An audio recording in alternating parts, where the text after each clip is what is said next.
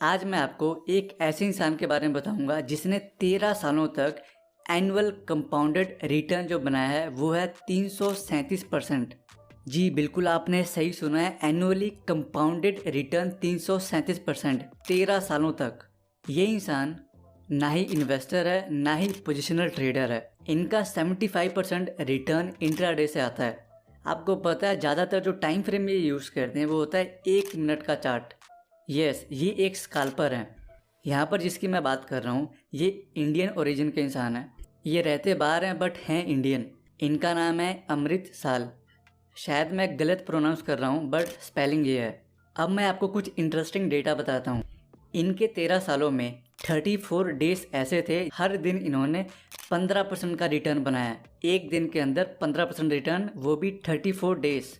उसके बाद इन्होंने 15 दिन डेली 25% का रिटर्न बनाया अपने 13 साल के करियर में। उसके बाद इन्होंने 5 दिन डेली 50% का रिटर्न बनाया। अब मैं आपको बताता हूँ कि इनका सबसे बड़ा दिन कौन सा था। 18 मार्च 2009 इन्होंने एक दिन के अंदर 800% का रिटर्न बनाया, मतलब कि एक दिन के अंदर अपना कैपिटल 8 टाइम्स कर लिया। आज तक इन्हें जो सबसे बड़ा लॉस हुआ है वो है डबल डिजिट का लॉस, जो इनकी गलती नहीं थी, सिस्टम की गलती थी। इससे आपको क्या समझ आता है कि इनका जो रिस्क मैनेजमेंट है कितना स्ट्रॉन्ग है। ये पैसे तो बना लेते हैं एक दिन के अंदर 50%, 100%, 800%, बट इनका जो मैक्सिमम लॉस रहता है वो 2 डिजिट के अंदर अंदर ही रहता है। तो आज की वीडियो में मैं आपको बताऊंगा कि इनका ट्रेडिंग स्टाइल कैसा है, ये ट्रेडिंग के अंदर आया कैसे, ट्रेडिंग करते कैसे, मनी मैनेजमेंट का इनका क्या प्रोसेस है, एक्यूरेसी क्या रहता है, स्टॉप लॉस क्या होता है और साइकोलॉजी, सभी चीज़ें बहुत डिटेल में बताऊंगा मैं आपको। मैंने इनका इंटरव्यू पूरा पढ़ा है बट इनकी फ़ोटो मुझे गूगल पे सिर्फ यही मिला है। इसके अलावा मुझे और कोई भी फ़ोटो मिला नहीं है। इनके ट्रेडिंग पर जाने से पहले इनके जो साथी ट्रेडर्स हैं वो इनके बारे में क्या कहते हैं मैं आपको वो बताता हूँ।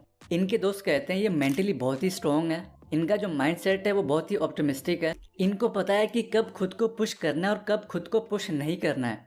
और एज ए ट्रेडर इनकी कोई भी कमज़ोरी नहीं है। अब मैं आपको बताता हूँ कि इनका ट्रेडिंग स्टाइल क्या है। ये टोटली न्यूज़ बेस्ड ट्रेडिंग करते हैं। जो इकोनॉमिक रिपोर्ट्स होते हैं, अनाउंसमेंट होते हैं, अनएक्सपेक्टेड न्यूज़ होते हैं, सभी को ये ट्रैक करते हैं और उसके बेस पे ट्रेडिंग करते हैं। ये बॉन्ड्स, स्टॉक्स, इंडेक्स, करेंसी, सभी चीज़ें ट्रेड करते हैं। इनकी मैं स्टार्टिंग की जर्नी बताता हूँ।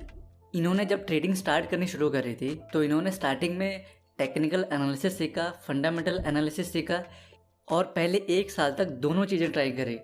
टेक्निकल एनालिसिस में इन्होंने ट्रेंड लाइन ब्रेकआउट ट्राई किया और लॉन्ग टर्म में उन्हें पता लगा कि ये प्रॉफिटेबल स्ट्रैटेजी नहीं है।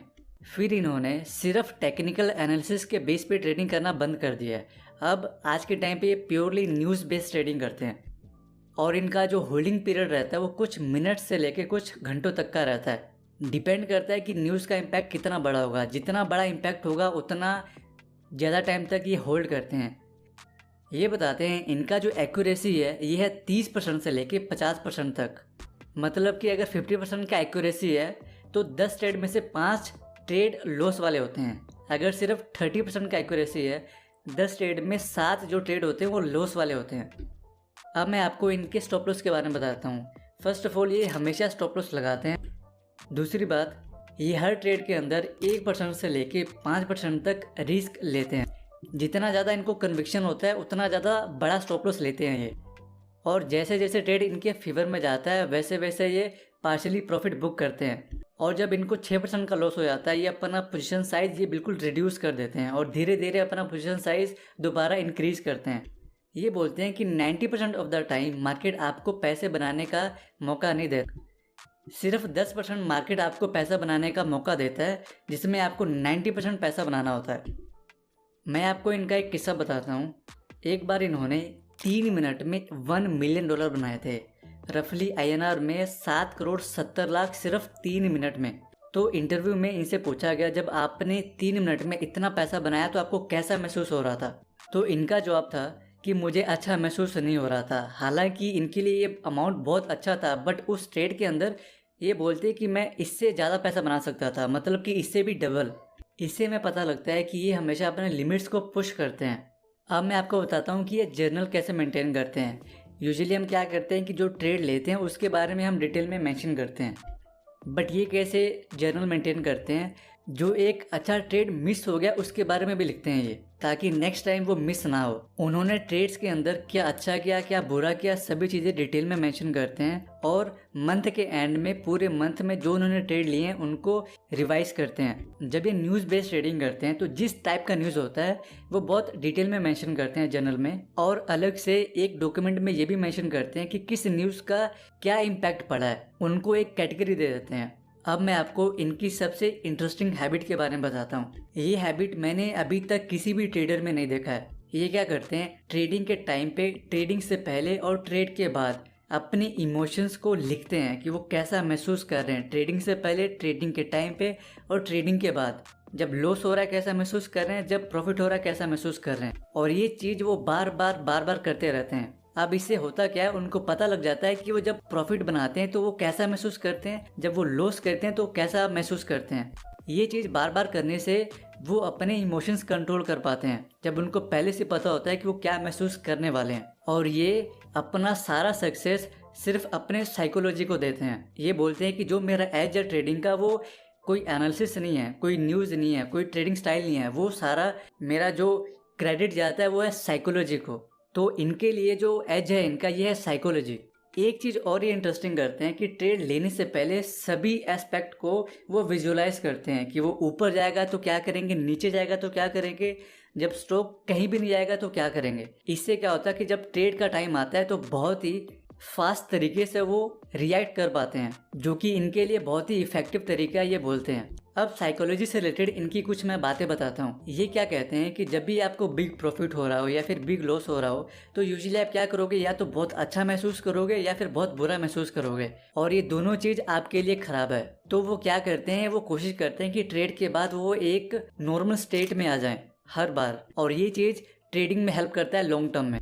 जितना ज़्यादा आप अप और डाउन फील करोगे उतना ये नुकसान करेगा आपको ट्रेडिंग में।